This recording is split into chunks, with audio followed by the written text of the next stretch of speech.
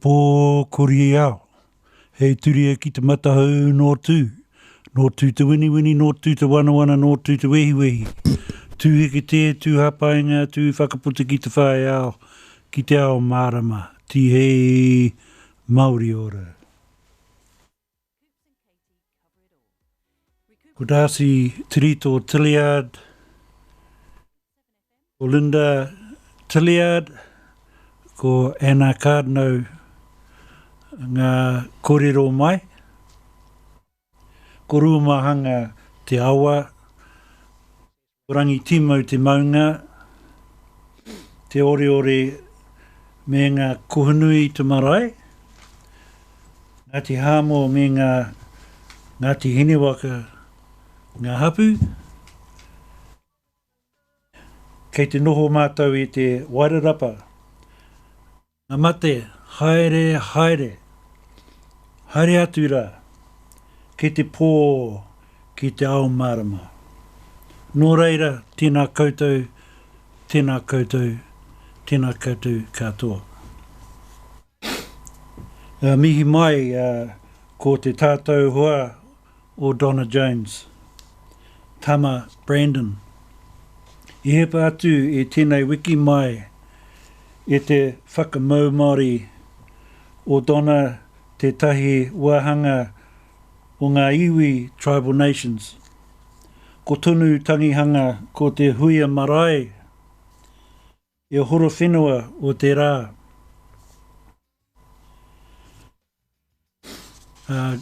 Good evening, ladies and gentlemen. My name is Darcy Tirito Tilliard. I'm here taking over Clint Thompson as DJ. I'm new at this, so please bear with me. The two people that I'll be talking to is Anna Cardno. She's the communications officer for DHB, and Linda Tilliard, who's the floor manager for King Street Artworks.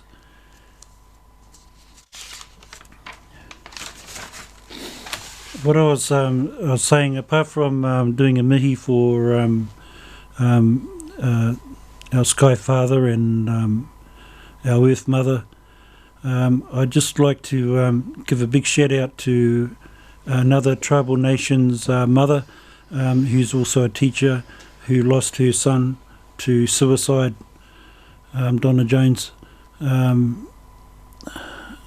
Words can't say what I'm feeling right now, and the rest of the tribal nations group. Donna, you're a matriarch for us, and for this to happen to you, it's just so sad. Suicide just takes anyone, and it doesn't care who you are. And for it to happen to you, someone that I look up to, I'm so sorry for your loss. And to the rest of tribal nations who are there supporting you, thank you very much for being who you are. That's why we roll like this. That's why we ride for suicide and mental health. I would now like to just ask Linda, what do you think when it comes to King Street Artworks?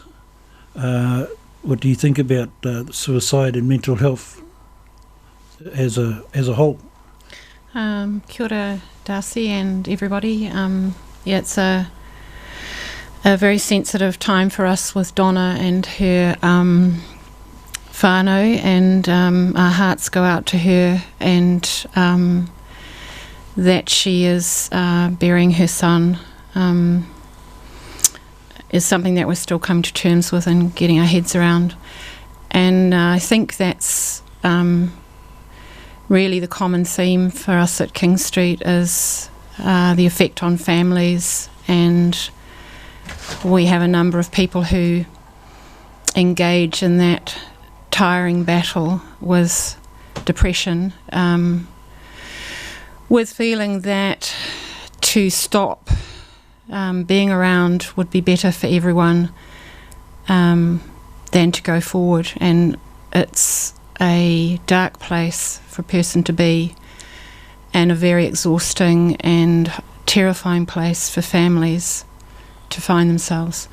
I really have no conclusive answers other than hold hands, reach out and spread love and kindness to those around you. We at King Street use our loving community and our focus on art to heal as much as we can and to understand as much as we can. And we're there for anybody who's struggling, anyone at all. We have an open door policy. And so all you need to do is find that courage to come in the door, and we try and build resilience. We try and build a sense that as an individual you can seek things that will give you a strength that may carry you through times when you really feel that you're lost.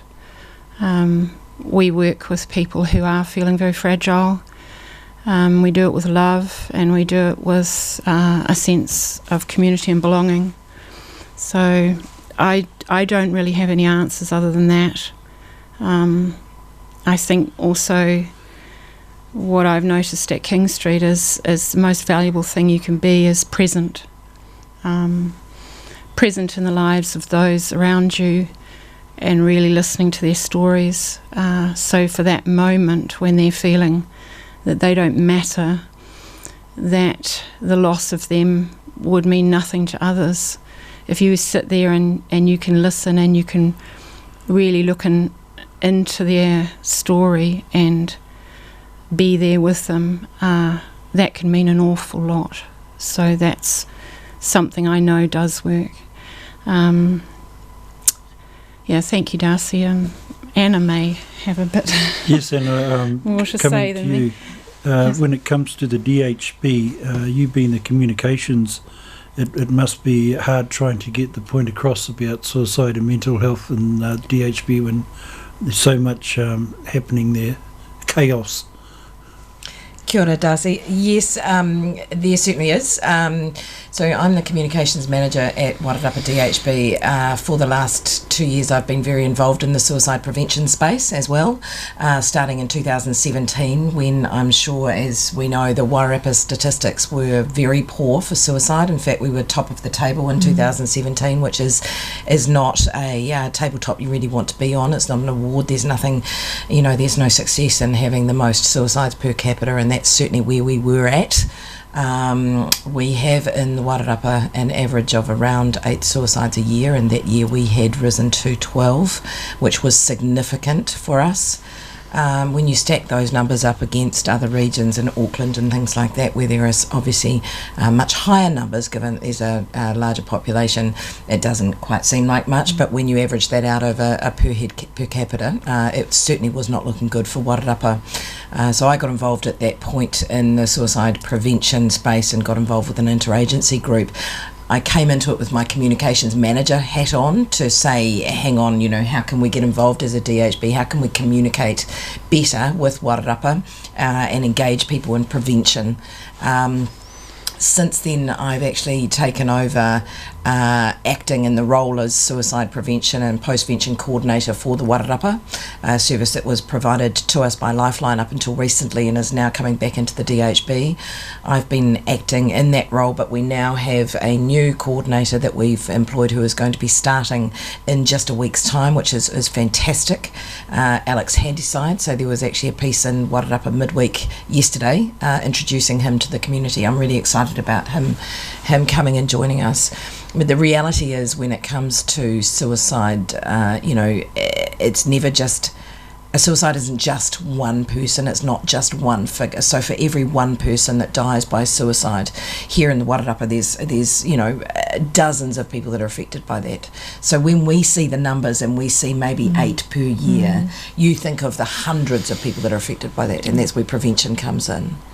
From a DHB perspective and from an agency and a support perspective, speaking on behalf of Victim Support or East Coast Rural Support Trust or Pathways, Te Haura, all these people that are involved in suicide prevention and support, it's great when we can get involved but the best people that can provide support to any of the community, to anyone who's feeling depressed, is their neighbour, their best friend, their family, the people that know them and come into contact with them. The services are there for when they're needed, and it's great for people to know how to access them, but we need to, in those services, we need to know that people are struggling, and the best people to establish that is the neighbour or the people that are in contact, the family and the whānau, and that's where our kaupapa is always around. Look out for your mates, and it's as simple as just asking if somebody's okay. Makes a big difference. Yeah. There's a person in I think his name is, I'd like to bring him in here. I just saw this today, and his name is Sini. Sini Sini, yeah. Asona? Sini is fantastic. I'm doing some work with him. He's a youth representative, a youth voice. So next week we're workshopping with Sini, and he's getting together a group of a dozen fellow students from Makota College. We're also working with a wonderful girl by the name of Bella Willemstein at St Matthews, and another one, Britt Robertson, who is at Wairarapa College. Each of those three people are bringing together a band of a dozen students, and we're sitting down with them to ask what youth need, how youth prefer to receive their support. I suppose I should wind that back a little bit. In the Wairarapa, but in New Zealand particularly, but certainly in Wairarapa, our suicide statistics are very much focused on the disparity where we're far overrepresented in our Māori suicide rates, very overrepresented in our male. So there's a real gender bias when it comes to suicide. 3 men to 1 woman will die by suicide. So it's 75% of suicides are male. That's right throughout the country, but it's represented in Wairarapa as well. And certainly youth. So our youth die by suicide. So that's where the figures are. So when it comes to the interagency group that I chair at the moment, that's looking at suicide prevention, the 3 key areas that we're prioritising are Māori, youth and men. The work with youth is where Senai comes in, and some of the work that he's doing is absolutely fantastic, all off his own bat. Just a really charismatic guy, young guy with a real purpose.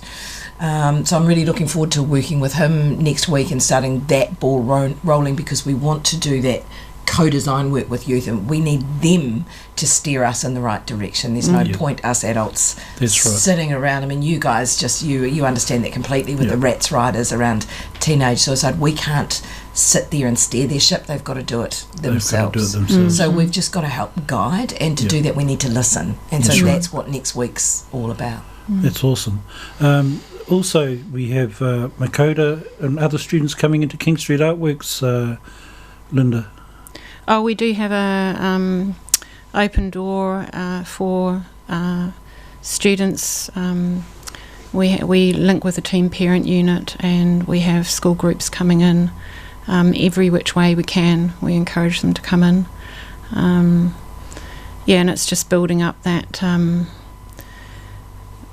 that artistic sort of response to things, which gives them a bit of strength and a bit of a voice, which is a good start.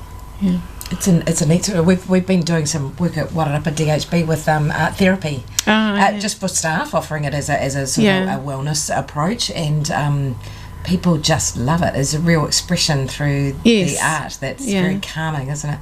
I think it's something that's very much the person's own place, and so the youth I've worked with. We've just finished a group which is an extension school group. We work for 3 Mondays, and there's a strength in your own story, and there's a strength in making things that are totally yours. And so when everything else seems quite uncertain and quite adrift in some ways, you don't quite know where your career might be going, you don't quite know what's happening with a lot of things in your life, you can work on a song or a poem or a story or a piece of artwork, and it begins with you and it ends with you, and you're totally in control of it. And I think that's an important strength for people to have at their fingertips, so they don't depend on an adult to get them somewhere. They don't depend on anybody other than themselves. So it's a ready thing that they can pick up, and I think it's a great tool for youth. But I think it's really exciting to hear that people like Senia and you are liaising with youth, because I do think that the answers come from all of us telling our stories and all of us listening. The idea of men being an at-risk group is something that comes up at King Street as well. We see people who may have worked all their life for someone else and have brought up a family, and they might retire, or they might have circumstance that means they can't work anymore. And it's a huge shift, I think, more so in some ways for men, because traditionally they don't have breaks in their career. They don't have enforced stops for child rearing, or they don't have places to meet and talk. I think women in some ways have the availability of that sort of thing, and I think for men it can be a really lonely place to suddenly feel that what you've been doing all your life has stopped, and you just don't know who you are anymore. You just feel that it's easier to feel that you're worthless in some way. And so connecting like the Men's Shed and places like the Men's Shed and King Street, you suddenly realise you're not at all, that you have so much to give, and you connect with other people. And I think the more places and the more opportunities for people to do that, to connect and realise their worth, I'm sure that will help.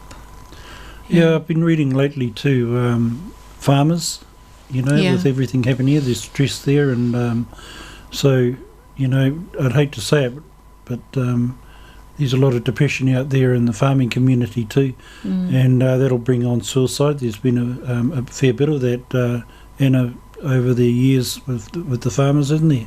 Yeah, there really has, and that rural factor plays a big part in our Wairarapa suicides, I have to say. Sadly, it is huge for us. We do have a large population in the rural community. Isolation doesn't help at all, and also the practice, the nature of farming, given that it's an early start, it's a late finish, you're very much out there on their own. What we are really lucky, and I think we really need to celebrate the work of the East Coast Rural Support Trust in the Wairarapa. They're absolutely amazing. They do a huge amount of work. They're out there with the farmers. They have contact numbers one-on-one that people can talk to, but they're very well trained in picking up some of these some of the signs of depression and helping people, coaching people through where they're at in their life. And they do a fantastic amount of work with the East Coast Rural Support Trust, and they're also getting very involved in the farmers' discussion groups, and it's becoming far more, I suppose, the appetite to talk to them and to engage with the trust is improving, which is great. And the other thing is around having the women folk, the wives and the families, being aware of what is around and working with them. Yeah, so that's a really neat organisation that's working with the rural community. Oh, thank you for that. I think now we'll just go to a song. Bear with me, I'm getting used to this. I'm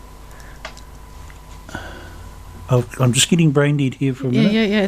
So I'll pop in here. Just press that. Press that. And it's Good.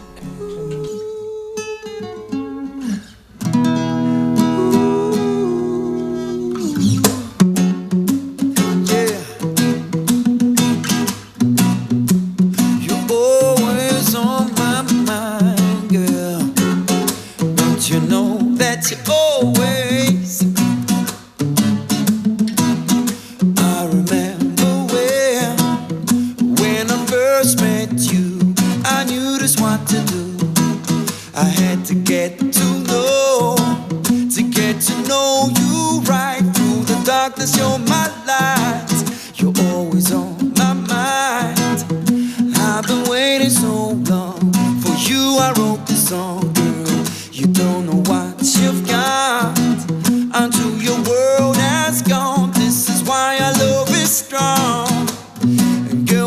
got me singing with some melody. You're always on my mind, this is what you do to me. Girl, you got me singing with some harmony. Forever you're my queen, and baby girl, I'm your king.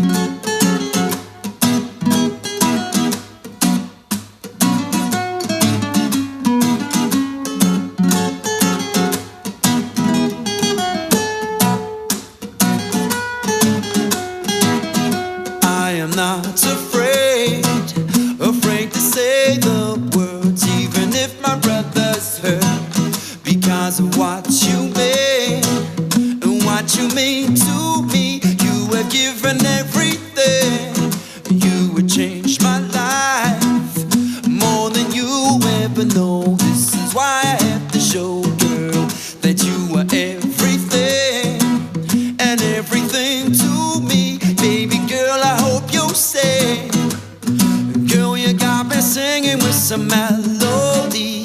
You're always on my mind, this is what you do to me. Girl, you got me singing with some harmony. Forever you're my queen, and baby girl, I'm your king. You're always on my mind, girl. Oh, don't you know that you're always on my mind, girl.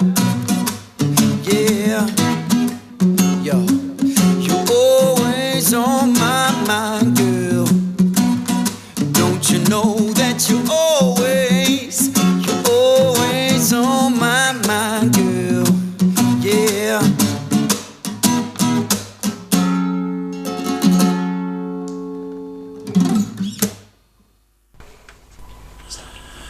Well, there was Tiki Tani. Always on my mind. Always on my mind, yeah. And it's what we do in Tribal Nations, it's always on our mind, you know. That's why we started up Tribal Nations. It's been going since 2014, and we've just gathered strength as the years go by.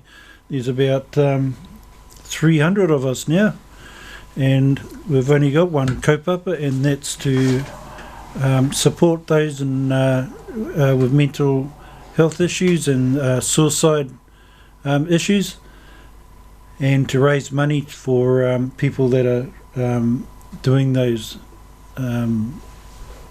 helping those people out. And one of those is King Street Artworks. Even though King Street Artworks, they get funding from, they're well looked after when it comes to well-being. They've been going for a long time. We're helping them so they can actually, it's like giving them pocket money so they can go out and take their people out and do something special. And that's what we want to do as Tribal Nations. We want to say, well, here's some money, go out there and spend it on yourselves. And not for the power, not for the drawing or the painting stuff you need to actually go in there and do what you do, but to just go and spend it, I think that's a great idea. So that's what we're doing on the 27th of October. We're going to make a noise here in the Wairarapa, and we'll be raising funds for King Street Artwork so they can go and have a shout out. So we just finished talking with Linda and Anna about our young youth and the farmers.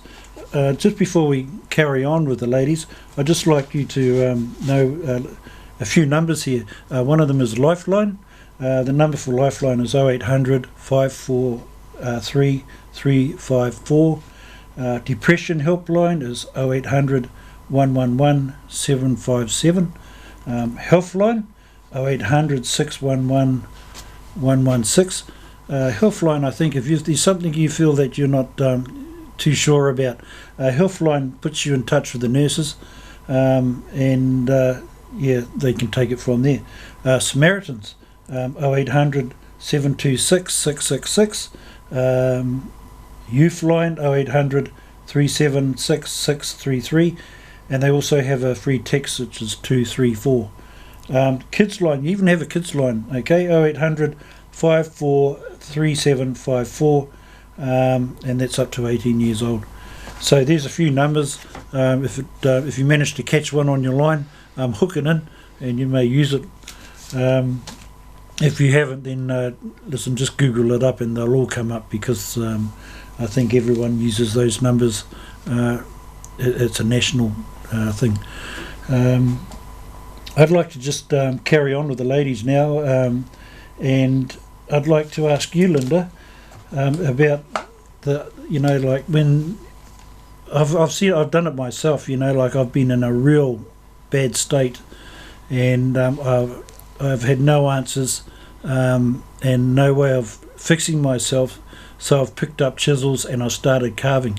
That was at an early age. It helped me out of a real bad spot at that time, and through that I actually became quite a good carver, and it took me on a journey.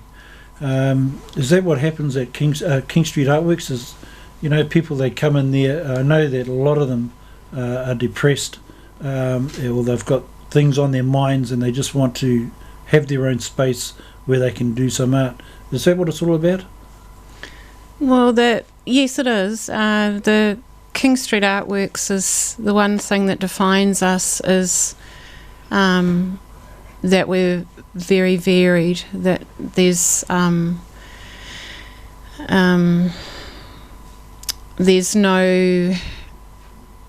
common characteristic to the type of people who come in. It's just so broad and very varied. And that's because we have an open door policy, which I think is part of what works really well. And I've recently been reading a book, or reading some podcasts and things surrounding particularly with a writer called Brené Brown, and also some of Maya Angelou, who's a well-known African-American poet and writer, sort of focusing on the fact that we are very intensely joining groups and becoming part of very focused groups these days, where we will all go along to, say, bowling, or a sports group, or kapahaka, or something that's very specialised, and you would think that we would get much more of an intense feeling of belonging. But in fact, we're not so good at understanding and communicating with people across a kind of pathway of difference. So what we've lost in a way is listening to one another's stories on a broader way. So we've become quite good at belonging to smaller groups, but less able to say, hey, I see you and you're different to me, but I'd love to listen to your story and I'd love to know who you are. And that's where we need to work in society. And I've been at King Street 20 years, and you're looking at a person who prior to then didn't stay in jobs for 20 years. I've worked at UCOL for like 4, and I probably would have stayed there, but it closed down. And I've worked as a teacher, and I've worked overseas as all sorts of things. I've stayed at King Street for 20 years because I get it. I really get it, and I ethically believe in it. And what I ethically believe in and what I get is the fact that anyone can walk in. So the community is so very broad. We've got people as young as 6 and 7. We don't go younger than that just for the health and safety issue, but and up to people in their 80s, and absolutely every walk of life. And I think that's what's so very healing about it. So yes, people come in and start to learn skills and draw out of themselves this creativity that's, I'll just say, is already in there, but also get to be part of this very vibrant and varied group. And I think if you could take what King Street does and spread it everywhere, I personally feel that would make a massive difference, that you'd have a much more resilient community that could find a place or find a story or pick up a thread, and not always have to be surrounded by people who look identical. And yeah, So I hope I didn't rabbit on them, but I'm just really passionate. No way. Quite no rightly. way, yes. Quite rightly passionate. What about you, Anna? There's a reason why you have the job that you have now. Is it a passion of yours?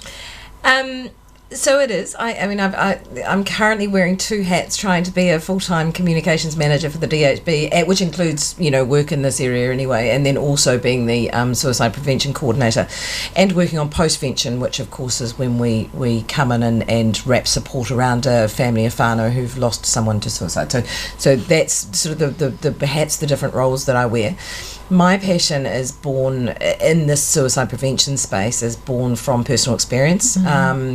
I think most of us have a story around suicide, and I've lost far too many people that are very dear to me to suicide, starting with my husband's nephew who left behind a wee daughter. My daughter's riding coach, championships riding coach, Stephen, is very, very well regarded by hundreds of children throughout the Wellington Wairarapa region, and when he died 3 years ago last month, he left behind a really traumatised community, and people at that point were sort of looking to me to pick up some pieces, because I am in communication and work in the DHB, and therefore I should know what supports were available. And it was sadly really difficult to support that group of kids. It was a very disparate group. So many people affected by Stephen's death, parents and kids alike. But when you're a child and you look up to somebody, and let's face it, your coach's word means a lot more to you than your parents do. Child's always going to listen to their coach before they listen to their parents. And these kids were in vulnerable, impressionable teenage years and younger. And trying to support them through that was heartbreaking, to be honest. So we've continued, and this is where my interest in postvention comes in, an odd term, but all it really means is supporting people after a suicide event, supporting the bereaved. And that's huge. Bereaved is not just the immediate family. Bereaved is huge. And in Stephen's circumstances, bereaved went from Wellington all the way up to Hawke's Bay and across, and he did a lot of work with the disabled, writing for the disabled. So we had a really varied group of people of all ages that were affected by his death, and the dearth of support. Our wonderful agencies in the Wairarapa were doing all they could, but there was not enough targeted support to fill that space, and that bothered me immensely, and that was the same time really that I started getting involved. We had some other sort of quite prominent people in Wairarapa die at sort of the similar time to Stephen. Gary, motorbike community were devastated. Many of us leaders in the community were devastated by his death. So it all happened around the same time, and that's where I think my passion overtook a need to just be the background promotional communication person and actually start making a difference and getting involved. So that's sort of how I came into it. Since then, I've had several friends, family members, and people known to me that have died by suicide just in that short space of time, in 3 years. In fact, there's a connection I have with a youth that died by suicide just 10 days ago, and a friend I've known for many, many years took his life in Wellington just around the same time, 10, 20, 12 days ago. So it's happening. It's there. It's a very personal commitment that I'm making. And it just goes to show, this is years back when teenagers were taking their life here. I think it was it copycat suicide, so they used to call it. Yeah, that's right. And at the same time, there was this don't talk about it at the same time, don't put it in the papers. There's a belief that people quiet. Catch suicide, that Yes. if you talk about it, that you'll get that cluster effect. There's several terms for it, but it's sort of that cluster of suicides. And we had, as you say, in 2011, we had a lot of youth that died in a very close proximity to each other, and all in the same region, all at the same time. And so we had that cluster. Well, there's another one in Pororua has just happened just very recently, and Otakia having the same sort of similar issues. Yeah, but there was a myth. actually, I ran in the midweek just 2 weeks ago, a double-page spread, and part of that was around myths and facts and myth-busting around suicide. And you can't catch suicide from talking about it, but you can damn well prevent it by talking about it. By talking about it, Yeah. Yes. I've just been, while you've been speaking to, thinking about the King Street community in terms of numbers, and we would have up to 200 people on our book, and I can say for a fact that every one of them has been touched by suicide. I know all the cases, and I can, rank them off in my head. Many suicides over the last 20 years, and 3 directly have been King Street artists. So, but there's family members. One of our staff was directly affected quite recently, and it's just like if a community is a fabric, it's peppered through the whole fabric of our community. And you were right when you said before, Linda, that suicide, it doesn't matter who you are. So it can affect everybody. It doesn't matter who you are. No. You don't have to be Māori or European or young or old or rural or urban. It actually doesn't matter if you're part of the high needs community or if you're very affluent. It affects everybody. And as you say, it peppered right throughout. There'd be very few people that haven't been touched by suicide. That's one thing I have, since I've been with Tribal Nations. I've analysed in my head the people that it really affects, suicide affects, and it's over the board.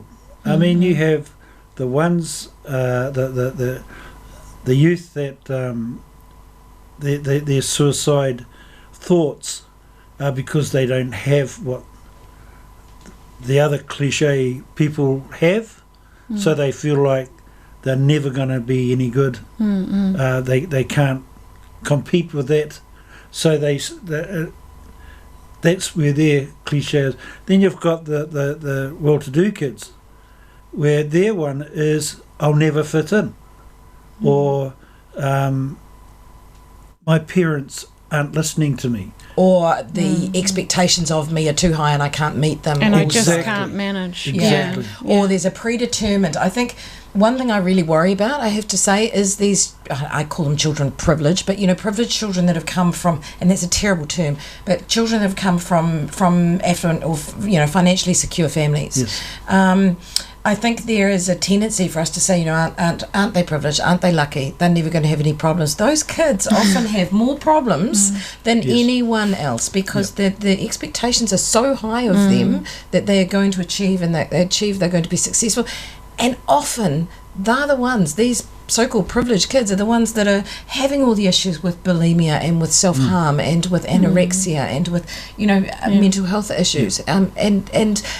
It's not actually, it's nothing to do with money, but certainly financial concerns can lead to depression and ultimately suicide, and we know that poverty is a key player, but I really don't believe that it's all about the dollars, and that financially affluent, secure kids are they're just as affected. Yes, just in saying that, I know for a fact that most, or at least half of the people that go to King Street Artworks have actually come from those backgrounds, and they've come there because they need to be saved in themselves. Is that right, Linda? The therapy side? I would totally vouch for the fact that it doesn't matter what walk of life you come from.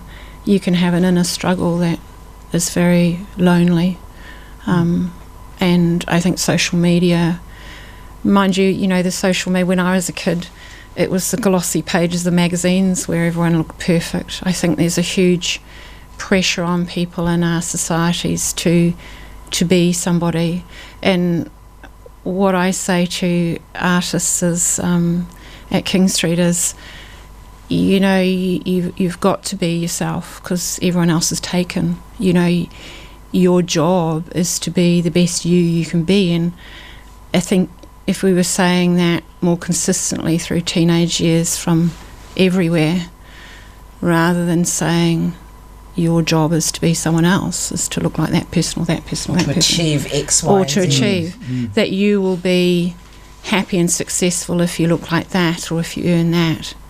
Whereas actually, if you go inside yourself and make friends with yourself, and that's possibly what we're not teaching enough. But then I think it's youth who can answer those questions, how that feels. I just also wanted to put something out there for people who have had a suicide in their close family, and I'm a survivor of that in a way. I've had a very, very close family member attempt suicide, and I went through a lot of angst about that, and I've got a number of friends who've lost children and family members to suicide, and I think that that's of great concern to me too, is how that person feels. I went through the whole gamut. I even felt angry that they hadn't come to me, and I've agonised over what I could have done differently, and I was lucky I haven't actually gone through losing a child to suicide, but I've had a child make an attempt. And I think also there's a sense of we're so quick to judge that it could be that that parent didn't do this or didn't do that.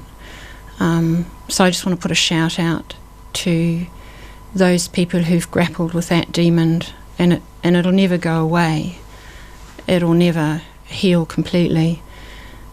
But for them to feel that they can talk to other people and get to a place where they don't feel responsible and they don't feel guilty, and then they, go through the horrid business of grieving for that person who's not there anymore. So I think that you mentioned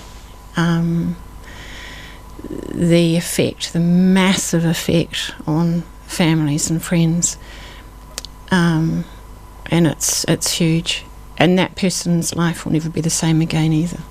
That's right, and I think like any bereavement, we never, or grief itself goes through so many different stages. I mean, and sadly, people who are bereaved by a suicide feel guilty for feeling guilt, and they feel guilty for feeling anger, but that's all part of that grief process, and it's very natural to go through that stage of feeling very angry with the person that's died, and then getting to a point where you go full circle and feel, as you do, very guilty that perhaps you weren't more present in their life and couldn't answer those questions. That's all. There's no answer to that. That's, people just need to allow themselves, give themselves permission to go through all of that. But it's a real cycle. And I was talking before about postvention. That's where those postvention services really, really need to improve, and we can do so. I think we do really well in the Wairarapa with what we do offer, and certainly we have a really active interagency group. But I think we can. There's always room to do better. I think the new funding dollars that the government's come up with, there's going to be a lot more support for counselling for people bereaved by suicide. It's all a good start, and I think it's leading somewhere. I think we're really I feel quite positive that we're getting to a place in this country where we're taking it very seriously, and the government's putting dollars behind it. The fact that there's going to be a suicide prevention office, all of those things is taking it very seriously, and I'm hoping that the fallout from that, what we're going to see in the years to come, if we do it and do it right, is that people are going to feel a lot more comfortable about talking about suicide. And for me, it sort of, the whole thing just boils down to that really simple concept of knowing the difference between a good day, a bad day, and a really bad day. Okay, because a lot of these people, and I think part of it is around this instant social media life that we now live in. Everything is electronic and fast, and you get it when you want it right now. So I think part of the problem with that is that people go through a bit of an issue and they want it resolved now. And they can't cope with the fact that these, bad thing, they might be in a bad situation, life might have taken a turn for the worst, but that resilience factor of knowing that it is going to get better if you do these things, things will, and allowing yourself the time for that to all play out. People don't do that anymore. They go, it's not just a bad day right now, it's a really bad day, so I'm going to end my life because I don't have any other options. And for some people that die by suicide, I'm sure their options are very limited, or they feel that they are, but there's a lot of people that choose to take their life that actually have a huge future ahead of them. And it was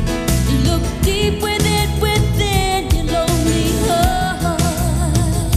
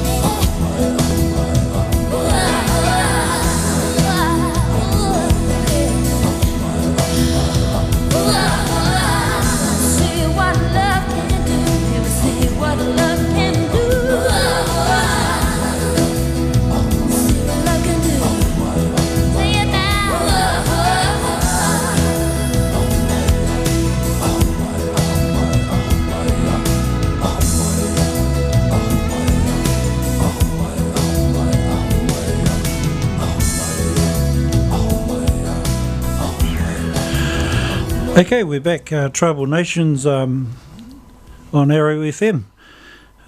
Before we go, time's getting on. I'd like to just give our condolences to Donna Jones on her son passing through suicide. It's not a very nice thing to happen, and it would have been a real shock. And this is what we're all about, Tribal Nations. And the funny thing is, Donna is one of our matriarchs in Tribal Nations, going around, and that's what we do. We go and help other people, and when it happens to your own, it just hits home. You know, like there's no way you know this is going to happen. You could be the happiest boy or the saddest boy. If it's going to happen, it's going to happen. So please, whānau out there, talk to your kids, talk to your neighbours, talk to your friends. Be happy, you know, like even a smile is enough to make another person smile. I'm learning that myself. So before I go, I'd like to just, is there any last words, ladies, on tonight and how you feel about suicide and mental health? Excited by the future and what's coming through with the dollars that government's putting into it. I think that's really exciting. The fact that now we're starting to get a community talking about suicide, I think that's really exciting. And yeah, I've come back to the really simple one is take a minute to ask if people are okay and be kind. Yeah. Just be kind. That's right, be kind. And I'd totally echo that, and also say that massively and hugely, we're all in this together. We're all in this together. Like it's our stuff. Yeah. And thank you. It is. So just the last thing I'd like to say is it doesn't matter where you come from in this world. You're a human being, so let's treat each other like human beings, love each other, help out where we can, and put a smile on your dial. I say these words in the name of Tribal Nations and DHB and King Street Artworks. Kia ora. Kia ora, Darcy. Okay, bye.